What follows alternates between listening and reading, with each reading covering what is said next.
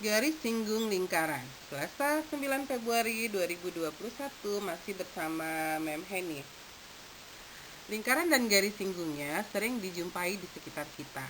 Rantai sepeda dapat dianalogikan sebagai garis singgung lingkaran. Dalam hal ini, yang menjadi lingkarannya adalah gir sepeda.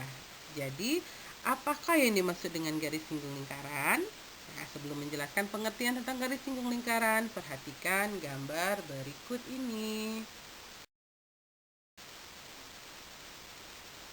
Perhatikan gambarnya ya. Di sana ada garis K, garis L, dan garis M. Nah, kita lihat garis K itu tidak memotong lingkaran. Dia tepat berada di luar lingkaran gitu ya. Kemudian ada garis L. Dia memotong lingkaran pada 2 titik. Dan ada satu garis M, yaitu memotong lingkaran, tetapi dia hanya memotong pada 1 titik. Nah, garis M inilah yang disebut dengan garis singgung lingkaran. Nah, jadi apa yang dimaksud dengan garis singgung lingkaran? Garis singgung lingkaran adalah garis yang memotong lingkaran tepat di 1 titik.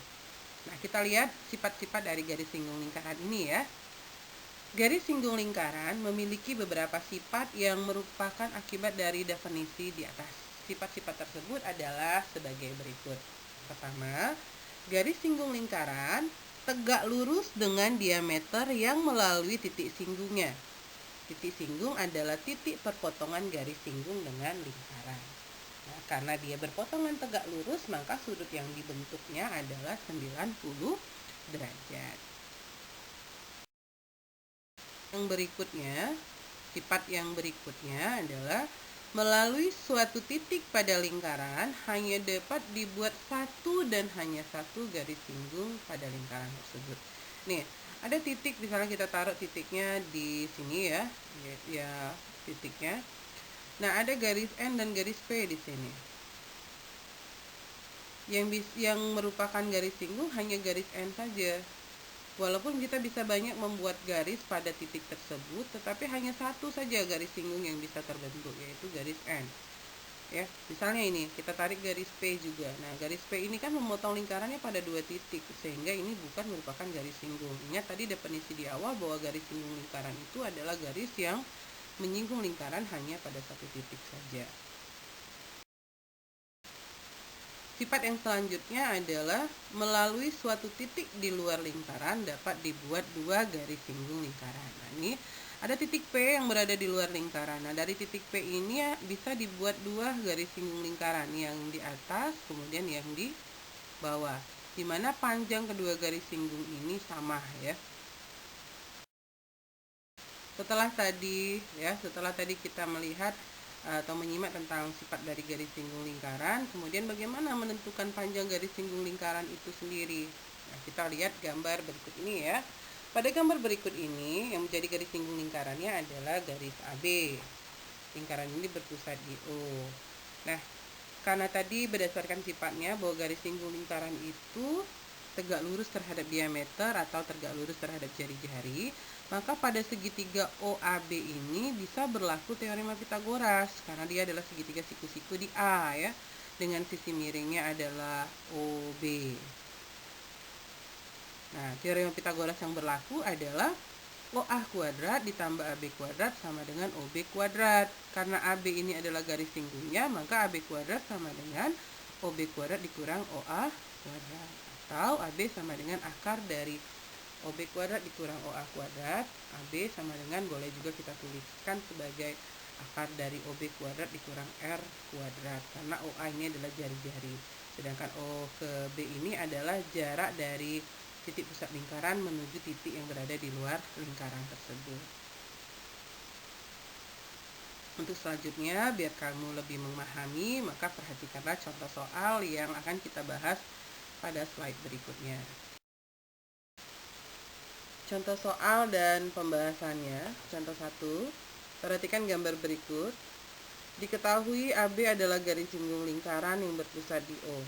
Jika besar sudut OAB sama dengan X dan sudut AOB sama dengan 2X, maka nilai X adalah, pembahasannya, karena AB adalah garis singgung lingkaran, maka OB tegak lurus terhadap AB. Berarti sudut OBA sama dengan 90 derajat. Jumlah sudut pada segitiga adalah 180 derajat, sehingga sudut O ditambah sudut A ditambah sudut B sama dengan 180 derajat. Sudut O itu sama dengan sudut AOB 2x, sudut A sama dengan sudut OAB yaitu x, dan sudut B sama dengan sudut OBA 90 derajat ya. Jadi 2x ditambah x ditambah 90 derajat sama dengan 180. 3x sama dengan 180 dikurang 90 yaitu 90 derajat, diperoleh x sama dengan 90 dibagi 3, 30 derajat. Jadi nilai x sama dengan 30 derajat, maka jawabannya adalah A.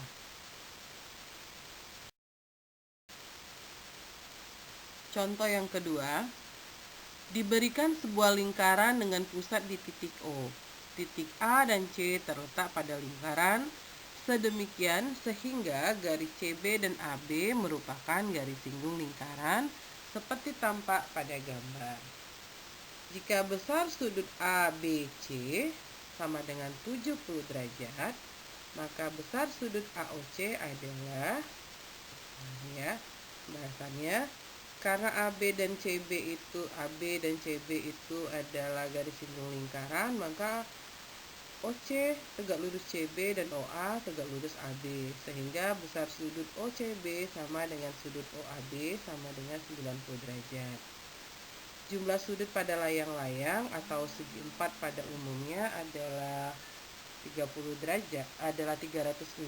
derajat. Sehingga kita tuliskan sudut A ditambah sudut B ditambah sudut C ditambah sudut O sama dengan 360 derajat. Jadi 90 derajat sudut A ditambah 70 derajat sudut B ditambah 90 derajat sudut C ditambah sudut O sama dengan 360 derajat.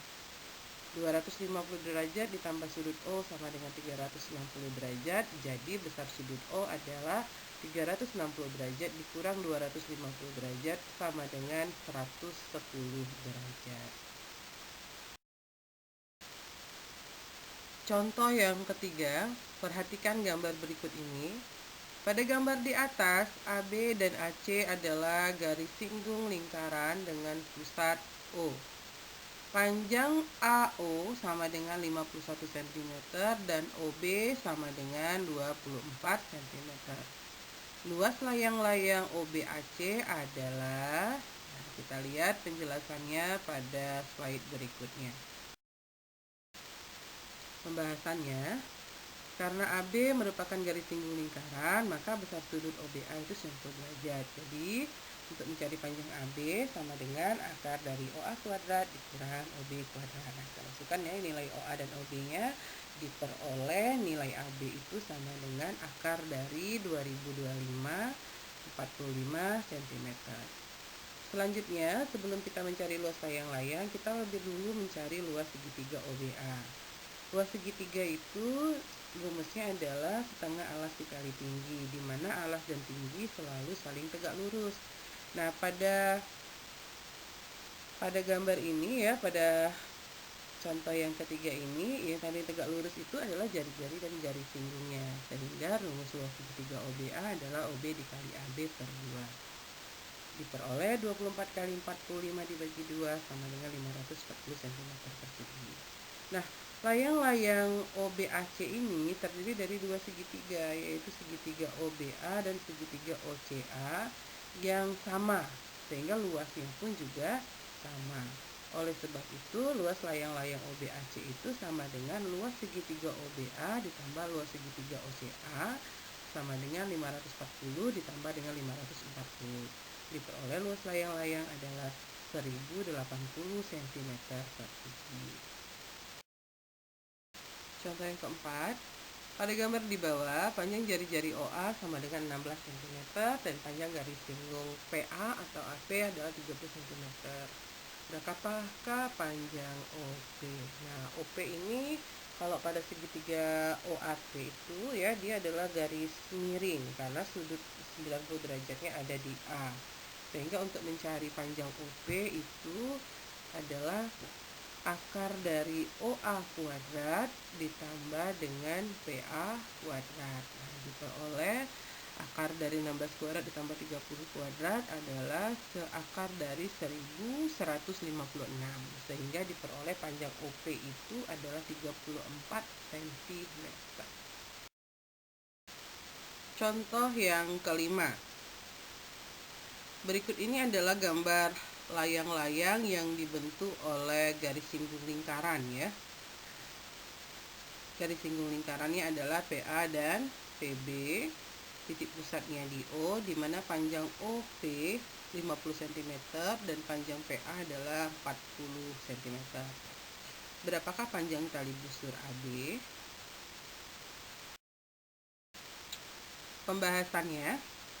Nah, OA itu adalah jari-jari ya. Jadi untuk mencari panjang jari-jari, rumusnya adalah akar dari OP kuadrat dikurang dengan PA kuadrat. Yaitu 50 kuadrat dikurang 40 kuadrat. 2500 dikurang 1600, hasilnya adalah akar 900 sama dengan 30 cm. Oh ya, di sini maaf ada salah penulisan ya. Seharusnya 50 kuadrat dikurang 40 kuadrat, bukan ditambah 40 ya. Nah, tapi hasil yang di bawahnya itu benar. Nah, setelah didapat nilai OA itu sama dengan 30 cm, terlebih dahulu kita akan mencari luas segitiga OAP seperti soal sebelumnya, di mana luas segitiga OAP sama dengan OA dikali PA bagi 2. Nah, hasilnya diperoleh 600 cm persegi. Karena kedua segitiga OAP maupun OBA itu sama, maka luas layang-layang adalah 2 kali luas segitiga sama dengan 1200 cm persegi. Nah, dengan menggunakan rumus luas layang-layang, kalian ingat kembali pelajaran kelas 7 dulu, luas layang-layang itu adalah setengah diagonal 1 dikali diagonal 2. Nah, yang mana yang menjadi diagonalnya? Diagonalnya adalah garis tengah itu ya, yang membentuk tanda seperti tanda salib, maaf ya. Nah, panjang OP ini ya, OP itu adalah diagonal pertamanya dan yang diagonal keduanya adalah AB-nya. Nah, ini merupakan diagonal dari layang-layang tersebut. Nah, karena luas layang-layangnya sudah diketahui tadi 1200, maka luas OAPB sama dengan OP dikali AB per 2, 1200 sama dengan 50 dikali AB per 2. Nah, 50 dibagi 2 itu hasilnya adalah 25, sehingga diperoleh bahwa panjang AB 1200 dibagi 25. Jadi panjang AB-nya adalah 48 cm. Contoh 6. Gambar di atas adalah penampang 15 buah pipa paralon yang masing-masing berdiameter 14 cm. Untuk pi sama dengan 22/7, panjang tali minimal untuk mengikat 15 buah pipa paralon tersebut adalah, kita lihat ya penjelasannya pada slide berikutnya. Perhatikan sketsa gambar berikut. Nah, untuk mencari panjang talinya, kita lihat dulu gambar berikut ya. Kita beri tanda titiknya adalah titik A, B, C, D, E, dan F. Nah, sekarang perhatikan titik AF dulu ya. Dari garis A ke F itu ada 3 lingkaran yang dilaluinya secara penuh, yaitu yang berada di tengah. Sedangkan lingkaran yang di atas dan yang di bawah itu yang dilaluinya hanya setengahnya. Jadi jari-jari lingkaran pertama yang di atas dan jari-jari lingkaran yang di bawah yang menyentuh tali AF. Nah, 3 buah lingkaran ini berarti ada 3 diameter ditambah 1 jari-jari yang atas tambah lagi 1 jari-jari yang di bawah, itu hasilnya adalah sama dengan 4 diameter. Karena jari-jari ditambah jari-jari itu sama dengan diameter. Begitu juga untuk B ke C, D ke E. Nah, ini sama-sama 4 kali diameter. Nah, kemudian ada belokan. Belokan pada EF, belokan pada AB, dan belokan pada CD. Nah, belokan-belokan ini merupakan panjang busur ya, panjang busur. Nah, nanti belokan-belokan inilah yang akan kita cari dengan menggunakan rumus panjang busur. Nah, untuk perhitungannya kita lihat slide berikutnya.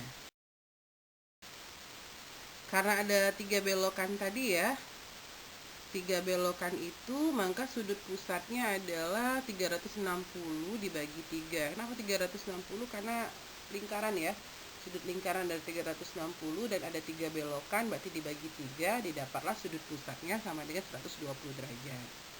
Nah, panjang busurnya kita cukup cari salah satunya saja ya, kan ada 3 tadi, yaitu AB, CD, dan EF. Karena AB, CD, dan EF itu sama panjang busurnya, berarti kita cari cukup yang AB saja. Nah, panjang busur AB itu sama dengan sudut pusatnya 120 derajat dibagi 360 dikali dengan keliling lingkaran atau 2πr. Nah, ini diperoleh hasilnya adalah 44/3 cm. Kita biarkan saja dalam bentuk pecahan ya. Nah, sedangkan jarak dari titik B ke titik C tadi itu sama dengan 4 kali panjang diameter, yaitu 4 kali 14 sama dengan 56. Tadi ada 3 ya, ada 3 yang 4D, yaitu BC, AF, dan DE. Yang sama-sama panjangnya 56 cm. Sehingga diperoleh panjang tali minimal yang digunakan itu sama dengan 3 kali panjang busur ditambah 3 kali BC. 3 kali 44/3 ditambah 3 kali 56, hasilnya adalah 212 cm. Contoh yang ketujuh.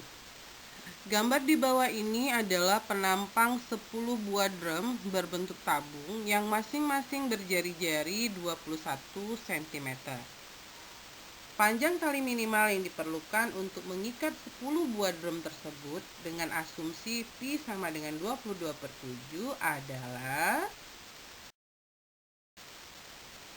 Pembahasannya, sebenarnya soal ini mirip dengan soal yang sebelumnya ya, hanya saja penyusunannya yang berbeda. Kalau yang tadi, contoh yang ke-6 itu penyusunannya berbentuk segitiga, yang sekarang penyusunannya berbentuk persegi panjang. Tapi cara mengerjakannya tetap mirip gitu ya. Nah, kita lihat sketsa gambarnya sama seperti yang tadi, kita beri tanda dulu A, B, C, D, E, F, G, dan H. Nah, di gambar ini dari titik A ke titik B itu ada 3 buah lingkaran, berarti 3 buah lingkaran ya, ada 3 buah lingkaran yang penuh dan 2 lingkaran yang hanya setengah dilaluinya ya. Sehingga ini sama dengan 4 kali diameter juga. 4 kali diameter atau sama dengan 8 kali jari-jari, sama ya. Nah, dari titik C ke D ini, dari titik C ke D ini ada 2 lingkaran yang dilaluinya hanya setengah.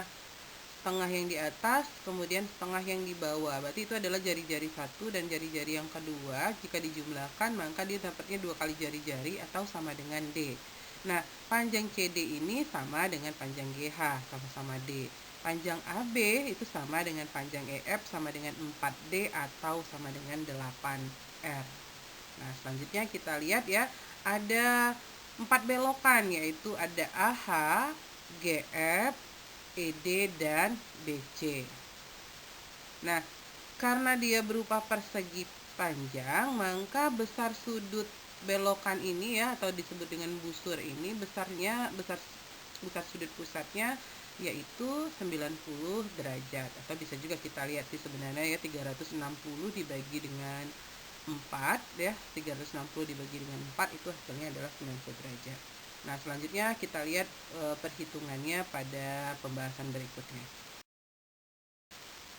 Panjang tali minimal sama dengan panjang AB ditambah CD ditambah EF ditambah GH, kemudian ditambah lagi dengan 4 panjang busur ya, yaitu BC, DE, FG, dan HA. Nah, tadi kita sudah lihat sketsanya di mana panjang AB itu sama dengan EF sama dengan 8R sama dengan 8 kali 21, yaitu 168 cm. Sedangkan EF sama dengan HA sama dengan D sama dengan 2R sama dengan 2 kali 21 sama dengan 42 cm. Nah, ini untuk yang garis singgungnya sudah, berarti kita tinggal mencari panjang busur BC-nya dulu. Nah, bagaimana mencari panjang busur BC-nya? Seperti tadi ya, karena sudutnya 90 derajat, berarti itu kan sama dengan 1/4 lingkaran.